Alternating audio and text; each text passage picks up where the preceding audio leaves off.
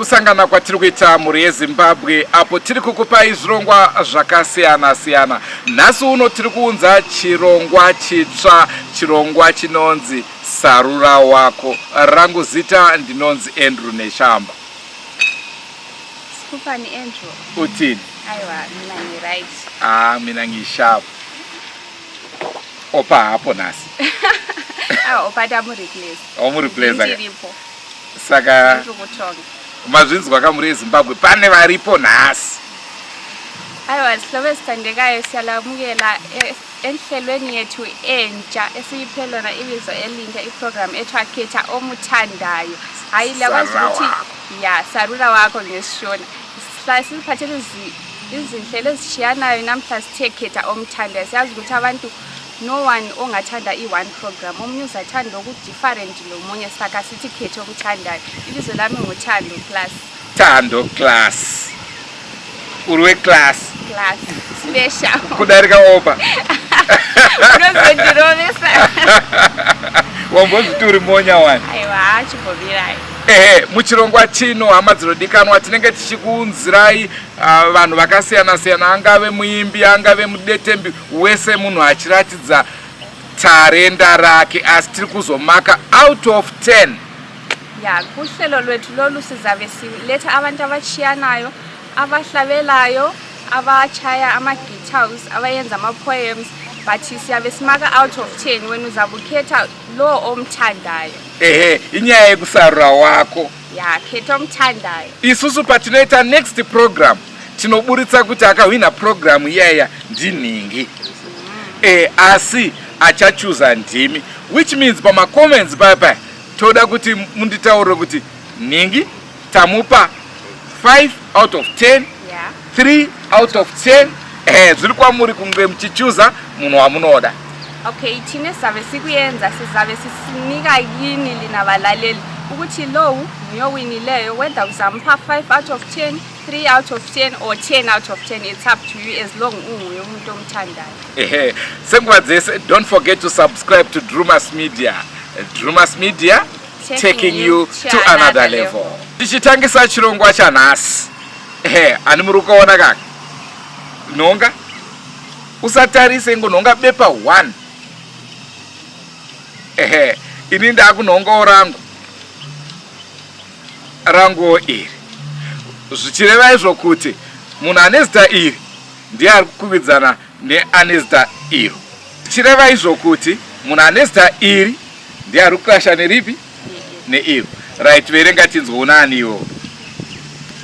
Inini kunoku ndina Kelvin Chidziva. Ngapha mina ngilo Trust Murura. Trust Murura na Kelvin Chidziva ndo vatakutanga kuona muchirongwa chanhasi chekutanga.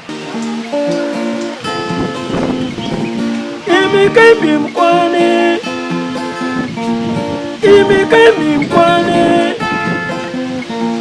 Neya maimi Udibatire mchumo Imikemi mkwane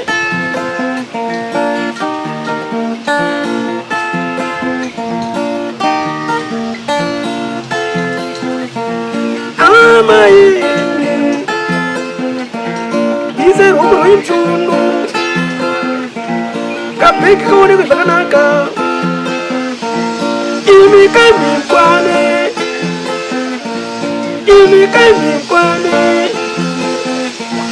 Sekerereka na mai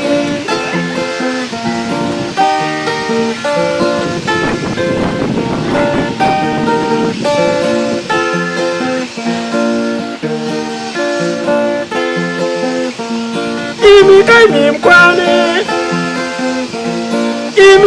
mkwane Mukandi ulindi Ichipara zangu Mutanga kudiseka Imikemi mkwane Imikemi mkwane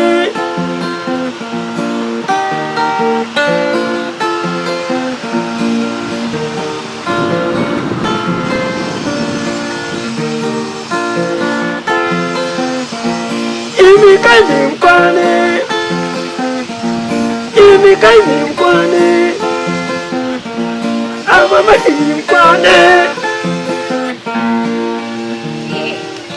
Kuna msao sina konji Asimangu makonzo kuma kwacho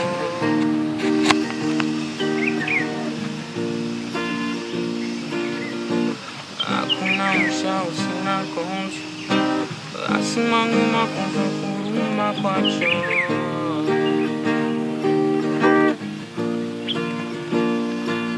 Kuti watenga hembe ita Kunzuri no yaro rumaniche pagati Ahicha pekeke Kuti watenga mapata pata Kunzuri no yaro rumaniche pagati Ahicha pekeke Toni niko toitase Redu tinzara kaitase Welu mushawa kaitase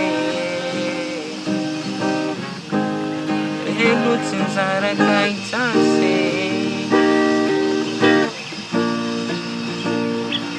Naitona ukuyenda kwa kaida vangwe Paingo ndite azichana kawananga Nasi zarevi Naitona ukusika pakasika vangwe Paingo ndite azichana kawananga Nasi zarevi Dine moyo muchena Dine moyo muchena Dine moyo muchena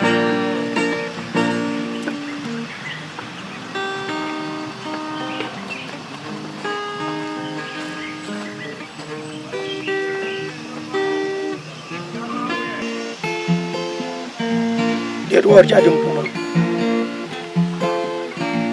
Uwezo ya matombo Kuliza magitare Ndino boya mbiro Mune wasina kukwana Wanonyora nyadziso Pama mixed media Pamedia yese zvao musanyore zvinyadzisiro Kuliza pota amadza